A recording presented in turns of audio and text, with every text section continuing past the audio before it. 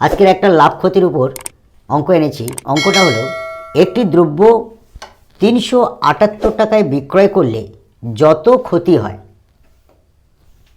ওই দ্রব্যটি 450 টাকায় বিক্রয় করলে তার 3 গুণ লাভ হয়। দ্রব্যটির কেনা দাম কত ছিল, ক্রয় মূল্য কত ছিল?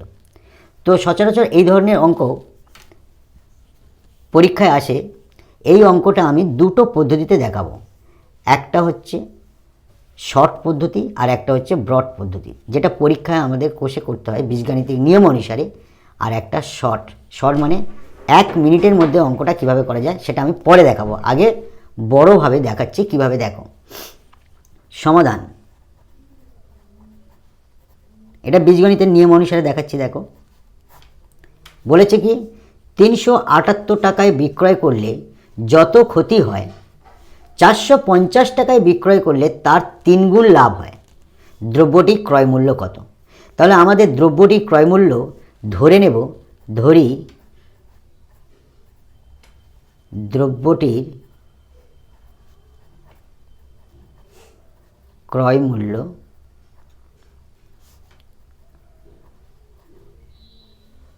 মূল্য সমান x টাকা। অতএব প্রশ্নানুসারে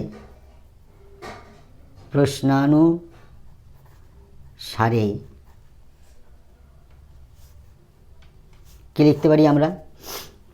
তাহলে x টাকা কেনা দাম আর বিক্রি করেছে কত? 378 টাকায় বিক্রি করে কিন্তু ক্ষতি হয়েছে।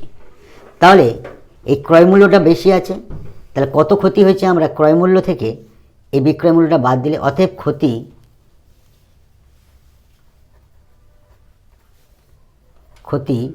সমান x মাইনাস 378 টাকা।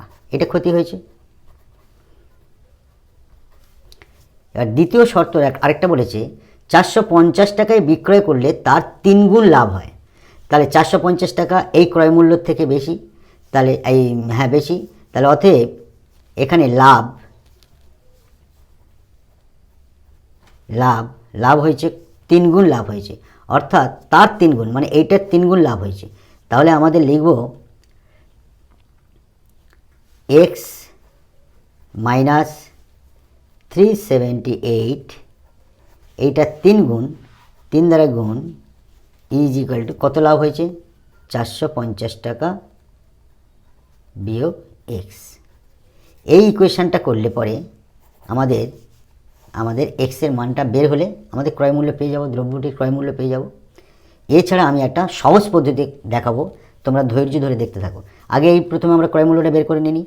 তাহলে অতএব লিখতে পারি x এর সঙ্গে 3 গুণ, তার মানে 3x মাইনাস 3টার সঙ্গে গুণ, 3 আসতে 24, 3 সাথে 21, 21 দুয়ে 23, 2 3 3 9, 9 দুয়ে 11, আর এদিকে আছে 450 মাইনাস x।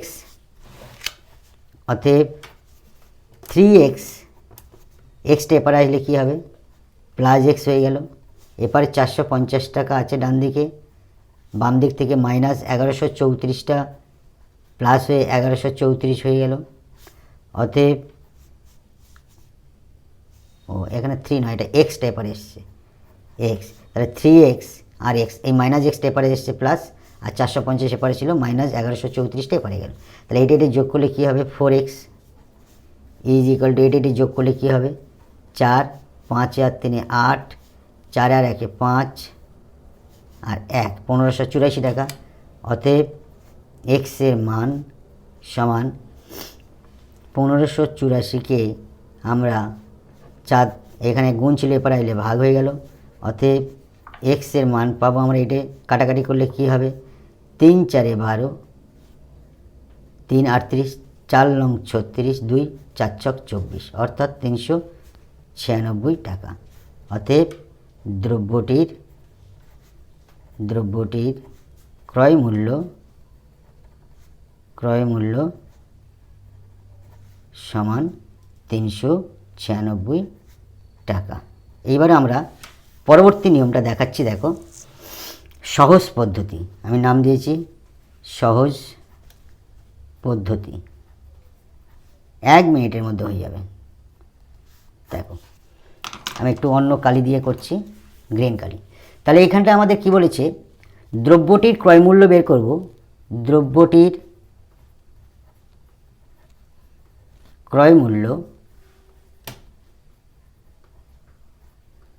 ক্রয়মূল্য সমান আমরা দুটি বিক্রয় মূল্যের পার্থক্য, দুটি বিক্রয়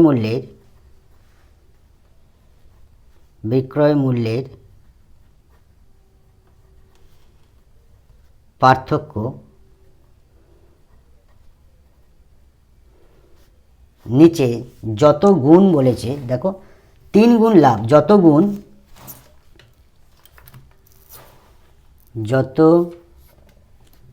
গুণ তার সঙ্গে 1 যোগ করব, করে পুরোটার সঙ্গে আমরা যোগ করব যে বিক্রয় মূল্যর